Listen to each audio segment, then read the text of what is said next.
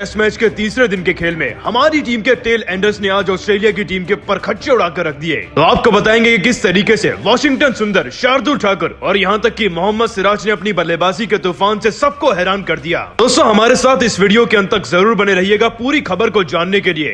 तो दोस्तों जैसा कि हम सभी जानते हैं कि ऑस्ट्रेलिया की टीम ने इस मुकाबले में पहली इनिंग्स में 369 रनों का पहाड़ जैसा लक्ष्य बना दिया था। अब इतने बड़े लक्ष्य के पास भी पहुंचने के लिए भारतीय टीम को कई शतकीय या फिर तूफानी पारियों की जरूरत थी। ऐसे में जब भारतीय टीम की बल्लेबाजी में शुरुआत हुई तो शुरुआत ही काफी ज्यादा खराब थी। प्रेशर में आकर शुभमन गिल ने अपना विकेट मात्र 7 रनों पर गवा दिया। लेकिन क्रीज के दूसरे छोर से रोहित शर्मा अच्छी लय में बल्लेबाजी कर रहे थे। चौके जड़कर दूसरे दिन के खेल में ही उन्होंने अपनी पारी में 44 रन बना लिए थे। एक बड़ा शॉट लगाने के चक्कर में रोहित शर्मा भी कैच आउट हो गए और उनकी पारी 44 रनों पर सिमट कर रह गई। इसके बाद बारिश आने की वजह से दूसरे दिन का खेल खत्म हो चुका था और तीसरे दिन के खेल की शुरुआत में रहाणे और पुजारा पर सारी जिम्मेदारी थी। दोस्तों रहाणे, पुजारा, ऋषभ पंत और मयंक अग्रवाल इन सभी खिलाड़ियों ने बल्लेबाजी तो करनी चाहिए और 20 से 30 के बीच में रन भी लगाए थे। यहाँ तक कि मयंक अग्रवाल तो 38 तक भी पहुंचे, लेकिन चाहकर भी ये सभी बल्लेबाज अपनी पारियों को बड़ी पारी में तब्दील नहीं कर पाए और ऋषभ पंत तक का विकेट गिरने के बाद भारतीय टीम के 186 पर ही 6 विकेट गिर गए थे। लेकिन भारतीय टीम को अभी 369 के पास पहुंचना था। सफर बहुत लंबा था, लेकिन इस सफर को छोटा बनाया शार्दुल ठाकुर और वॉशिंगटन सुंदर ने। दोस्तों 7वें विकेट के लिए बल्लेबाजी करते हुए इन दोनों खिलाड़ियों ने अपनी बैटिंग से न सिर्फ इतिहास रच दिया बल्कि ऑस्ट्रेलिया गेंदबाजों को नया पाठ पढ़ा दिया है। इस बात को कौन नहीं जानता कि भारतीय टीम के टेल एंडर्स कभी भी मैदान में अच्छी बल्लेबाजी नहीं कर पाते, लेकिन आज वॉशिंगटन सुंदर और शार्दुल ठाकुर ने उसी तथ्य को गलत साबित कर दिया। मैदान में आते ही शार्दुल ठाकुर ने छक्का मारकर पैट कमिंस को अपनी पारी की शुरुआत करी थी और ये दोस्तों वही छक्का था जिससे कि सारा प्रेशर अब कंगारुओं के कंधों पर था। और आपको बता दें कि शार्दुल ठाकुर की इसी बल्लेबाजी को देखकर वॉशिंगटन सुंदर में भी एक अलग ही कॉन्फिडेंस आ चुका था। डेब्यू कर रहे इस युवा खिलाड़ी ने अपने आप को क्रीज पर सेट कर लिया और शार्दुल ठाकुर के साथ एक मजबूत पार्टनरशिप निभाने में जुट गए। दोस्तों देखते ही देखते दोनों खिलाड़ियों के बीच में 67 रनों की पार्टनरशिप हुई, जिसकी वजह से दोनों खिलाड़ियों का नाम अब इतिहास में भी लिखा जाएगा, क्योंकि दोस्तों दोनों खिलाड़ियों ने मिलकर भारतीय टीम की तरफ से ब्रिस्बेन में 53 साल का रिकॉर्ड तोड़कर सबसे ज्यादा रनों की पार्टनरशिप बना दी है 7वें विकेट के लिए। इतना ही नहीं, महज 90 गेंदों का सामना करके शार्दुल ठाकुर ने अपना अर्धशतक भी पूरा कर लिया। और उससे भी ज्यादा बड़ी बात तो दोस्तों ये थी कि शार्दुल ठाकुर इस दौरान अपनी पारी में 9 चौके तो वहीं 2 छक्के भी जड़ चुके थे। और ये वॉशिंगटन सुंदर और शार्दुल ठाकुर की बल्लेबाजी थी जो कि हमारी टीम को 300 के पार ले गई। हालांकि दोस्तों फिर अपनी पारी में 115 गेंदें खेलने के बाद शार्दुल ठाकुर 67 रन लगाकर क्लीन बोल्ड भी हो गए थे। लेकिन शार्दुल ठाकुर ने इसी बल्लेबाजी से करोड़ों भारतीयों का दिल भी जीता है। साथ ही दोस्तों वॉशिंगटन सुंदर ने भी 144 गेंदों का सामना किया और 7 चौकों की मदद से 62 रन तो अपनी टीम के लिए लगा ही दिए थे। और दोस्तों मजे की बात तो ये थी कि इन दोनों खिलाड़ियों के विकेट गिरने के बाद बल्लेबाजी करने आए मोहम्मद सिराज तक ने मैदान पर चौका जड़ दिया था, जिसके बाद 109 ओवर में अब 9 विकेट गवाकर भारतीय टीम 329 तक पहुंच गई थी। और दोस्तों इसका सारा क्रेडिट जाता है शार्दुल ठाकुर और वॉशिंगटन सुंदर की बल्लेबाजी को भी। इसी के साथ साथ मयंक अग्रवाल, ऋषभ पंत, रहाणे व पुजारा, यहाँ तक की रोहित शर्मा ने भी एक अच्छी पारी ही खेली थी। परंतु दोस्तों फिलहाल आप सभी तीसरे दिन के खेल में वॉशिंगटन सुंदर और शार्दुल ठाकुर जो की भारतीय टीम के स्टार है, उनकी बल्लेबाजी को 10 में से कितने नंबर देंगे, इस बात का जवाब कमेंट करके जरूर दीजिएगा। दूसरे दिन के खेल में अब बल्लेबाजी का सारा प्रेशर कप्तान अजिंक्य रहाणे व चेतेश्वर पुजारा के कंधों पर था। और दोस्तों फिर तो दूसरे दिन के खेल में बारिश आ गई थी, लेकिन आज जैसे ही तीसरे दिन का खेल शुरू हुआ तो मैदान में मयंक अग्रवाल, अजिंक्य रहाणे और यहाँ तक कि ऋषभ पंत ने तबाही मचा कर रख दी।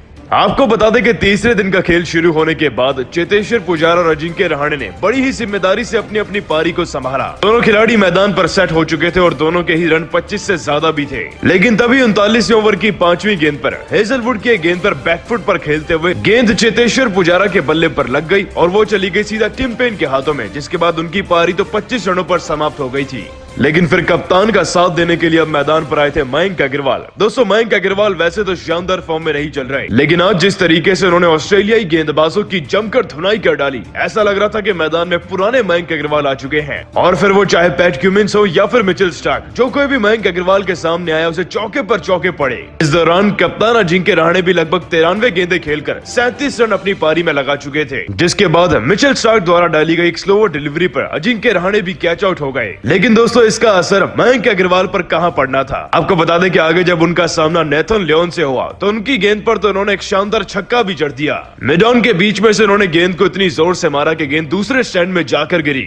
साथ ही यह भारतीय टीम की तरफ से चौथे टेस्ट मैच में पहली इनिंग्स का पहला छक्का भी बना। और दोस्तों अजिंक्य रहाणे के आउट होने के बाद मैदान पर ऋषभ पंत भी अच्छी लय में बल्लेबाजी करते नजर आए। ऋषभ पंत ने भी 12 गेंदें ही खेलकर अपने आप को पहले तो सेट किया और अब 4 रन भी लगा दिए थे। दूसरी तरफ दोस्तों मयंक अग्रवाल ने लगभग 75 के आसपास गेंदें खेलकर 38 रन अपनी पारी में लगाए थे। कुल मिलाकर वैसे तो भारतीय टीम 60 ओवर खेलकर 161 पर थी, लेकिन कहीं न कहीं ऋषभ पंत और मयंक अग्रवाल दोनों ही खिलाड़ी अच्छी फॉर्म में हैं और ऑस्ट्रेलिया की टीम के खिलाफ रन लगाने का भी दम रखते हैं।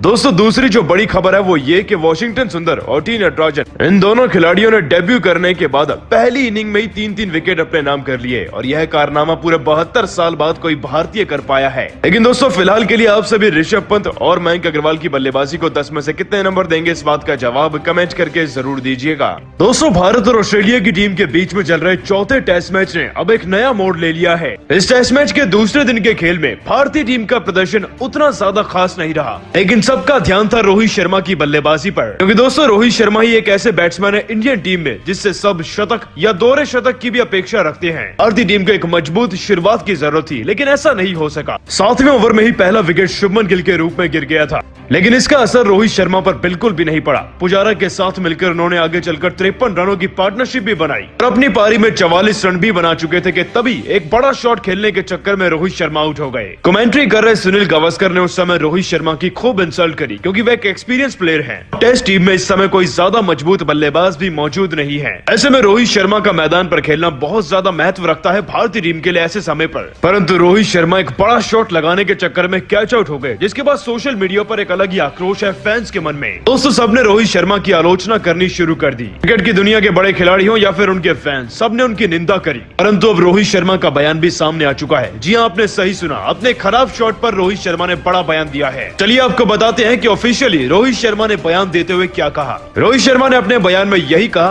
कि मुझे यह शॉट खेलने पर कोई भी रिग्रेट नहीं है। मैंने वही किया जो मैं करना चाहता था, बस गेंद मेरे बल्ले पर ढंग से नहीं आई, जिसकी वजह से मैं बल्ले को गेंद के साथ ढंग से कनेक्ट नहीं कर पाया। मुझे मालूम था कि लॉन्ग ऑन और डीप स्क्वायर लेग की तरफ खिलाड़ी तैनात है और मैं इसी गैप के बीच में से बड़ा शॉट खेलने का प्रयास कर रहा था, लेकिन हर बार किस्मत आपका साथ नहीं देती। गेंद मेरे बल्ले पर नहीं आई, लेकिन मुझे यह शॉट खेलने का कोई भी अफसोस नहीं है। हम जानते हैं कि जो ब्रिस्बेन की पिच है वह बल्लेबाजी के लिहाज से पूरी तरीके से अनुकूल है। यहाँ पर बड़े शॉट लगाना आसान है और मैंने बिल्कुल वही किया, लेकिन हर बार जैसा आप सोचते हैं वैसा नहीं होता। मैंने अपना पूरा प्रयास किया और आगे भी करता रहूंगा। तो रोहित शर्मा ने अपने बयान से साफ कर दिया है कि उन्हें 1% भी अफसोस नहीं जो शॉट उन्होंने खेला। हालांकि रोहित शर्मा कितने ज्यादा एक्सपीरियंस प्लेयर है हम सभी जानते हैं। जो कोई भी शॉट वो खेलते हैं उसके बारे में तो उन्हें पता ही होगा। तो रोहित शर्मा की किस्मत ने उनका साथ नहीं दिया।